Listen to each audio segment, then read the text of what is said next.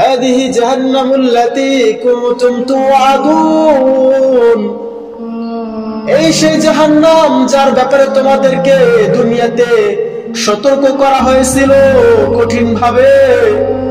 যেই জাহান্নামকে তোমরা কখনোই দুনিয়াতে মূল্য দাও নাই, তোমরা যে কুফরি করেছিলে তার প্রতিফল হিসাবে তোমরা আজ জাহান্নামে প্রবেশ করো। সূরা ইয়াসিনের 64 নম্বর আয়াতে আল্লাহ তাআলা এই কথা স্মরণ করিয়ে দিয়েছেন গোটা পৃথিবীর মানুষকে, তোমরা আজ জাহান্নামে প্রবেশ করো তোমাদের পাপের কারণে।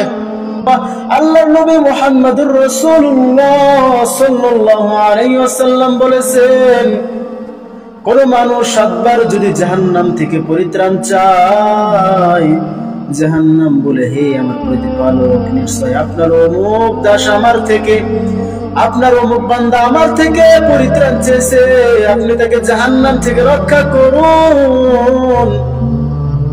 আর কোন বান্দা আল্লাহর নিকট যদি 7 বার জাহান্নাম জান্নাত যদি চায়, আল্লাহ তাআলার ওই জান্নাত বলে, হে আমার প্রতিপালক, নিশ্চয় তোমার অমুক বান্দা আমাকে চেয়েছে, আপনি দয়া করে তাকে জান্নাতে প্রবেশ করান।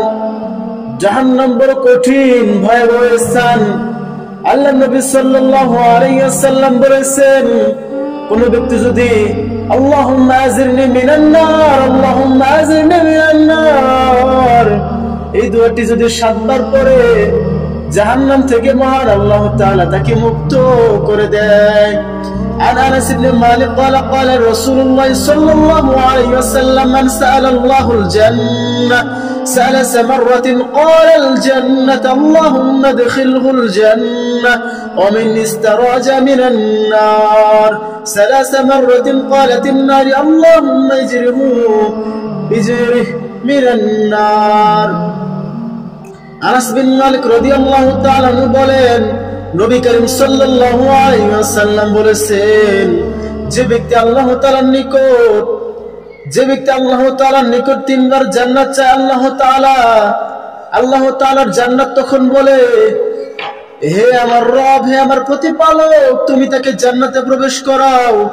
আর যে ব্যক্তি 3 বার জাহান্নাম থেকে পরিত্রাণ চায়, মহান আল্লাহ তাআলা তাকে কি করেন? জাহান্নাম থেকে মুক্ত করে দেন। মহান আল্লাহ তাআলা তাকে জাহান্নাম থেকে পরিত্রাণ দেন। অথবা 7 বার করে জান্নাত চাওয়া, অথবা 7 বার করে জাহান্নাম থেকে পরিত্রাণ চাওয়া। জান্নাতে যেতে হবে এই কথা 7 বার বলতে হবে, জাহান্নাম থেকে পরিত্রাণ চেতে হবে এই কথা বলতে হবে, আল্লাহুম্মা আজিরনি মিনান নার।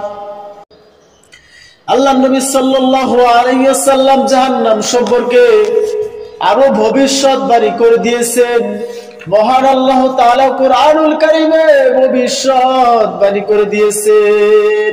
আনাস রাদিয়াল্লাহু তাআলা আনহু হতে বর্ণিত, তিনি বলেন, নবী করিম সাল্লাল্লাহু আলাইহি ওয়াসাল্লাম বলেছেন, জাহান্নাম অবরত মানুষ ও জিনকে নিক্ষেপ করা হবে।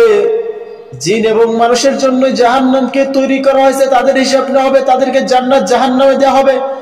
তখন জাহান্নাম বলতে থাকবে, আর কিছু আছে কি? সারা পৃথিবীর সমস্ত মানুষ যারা পাপে লিপ্ত হয়েছিল, এই সমস্ত মানুষকে যখন জাহান্নামে নিক্ষেপ করা হবে, মানুষ এবং জিনকে জাহান্নাম আর বলবে, হে আল্লাহ, আরো কিছু আছে নাকি? এভাবে ততক্ষণ পর্যন্ত বলবে যতক্ষণ পর্যন্ত আল্লাহ তার পা তার উপর রাখবেন। তখন মহান আল্লাহ তাআলা জাহান্নামের এক অংশের সাথে মিলে যাবে এবং বলবে, তোমার মর্যাদা অনুগ্রহের কসম, যথেষ্ট হয়েছে। আর জান্নাতে মানুষ প্রবেশের পর অতিরিক্ত স্থান খালি থাকবে। তখন আল্লাহ তাআলা তার ওই খালি জায়গার জন্য নতুন মাখলুক সৃষ্টি করবেন, তাদেরকে জান্নাতের এই খালি জায়গায় রাখবে।